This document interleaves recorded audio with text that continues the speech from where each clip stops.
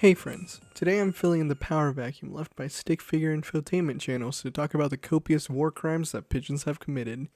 In modern history, I like to think it all started with the highly esteemed father of behaviorism himself, B.F. Skinner. Skinner was a psychologist, meaning he was off the walls insane. He might have been a genius on paper, but in person, he was a madman who preyed upon the world's most vulnerable creature, the pigeon. Skinner didn't just study pigeons. No. He was obsessed with pigeons. He might as well have woken up every morning, put on his pigeon pajamas, poured a bowl of pigeon-nose because he was a certified bird stan. He used them as guinea pigs to learn about motivation and behavior. Here's a couple of my favorite pigeon-sploitation experiments by this guy. Super Idol the showroom, do my knee. Life is good as a pigeon. It's nice. You get like fresh air, you get worms, all the good things in life. Nothing can ruin this moment for me. Nothing at all. Now, you're in a strange room. You haven't eaten anything all day, and the hairless monkey thing that's keeping you captive wants you to play the world's highest staked ping pong tournament, known to your little bird brain. Basically, B.F. Skinner made two birds play ping pong with their beaks, and whoever lost got no food. These birds were literally fighting for their life and forced to play ping pong like they were gladiatorial warriors. Skinner, though, wasn't satisfied. He was like, you know what will be a great contribution to society? Biological warfare. Enter the next experiment. Super Idol the showroom, do my knee, Titan bug. No, really, look it up. Wikipedia it. It's a thing. Basically, during World War II, the US Navy had a hard time guiding missiles on some ships because the technology at the time was just impractical.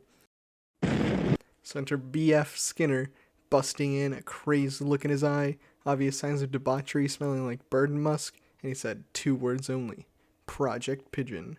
He started training them by having them peck a dot at a screen, but eventually they learned how to identify actual battleships.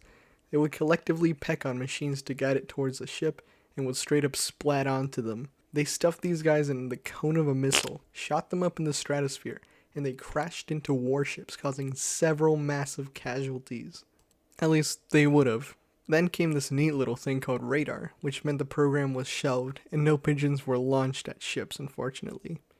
Even then, no one would take kamikaze Angry Birds seriously. It's funny to think that there's an alternate timeline not far from here where the US actually weaponized birds into the army. Next, you'll think that they'll launch owls into the exhaust pipe of your car next time you go 2 miles over the limit. Just kidding, losers. Guess what actually happened? Super Idol the showroom, do my knee, Titan bug, use with the young one. In my surface level Wikipedia research, I realized that missile pigeons was the least of my concerns. Skinner walked, so the war pigeon could run. The French used them, the US used them, even the UK. As a matter of fact, 32 Dickens Medals of Honor were given to pigeons. They have silly names like Patty, G.I. Joe, Commando, William of Orange, and all sorts of goofs and gaffs.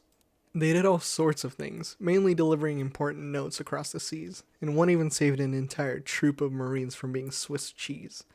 And get this, the Catholic saint, Saint Olga, used pigeons to light entire villages on fire. Just goes to show you guys, there's no better military in the world than birds. That's it for today, folks. Thank you for watching, and remember, the birds at the park are free.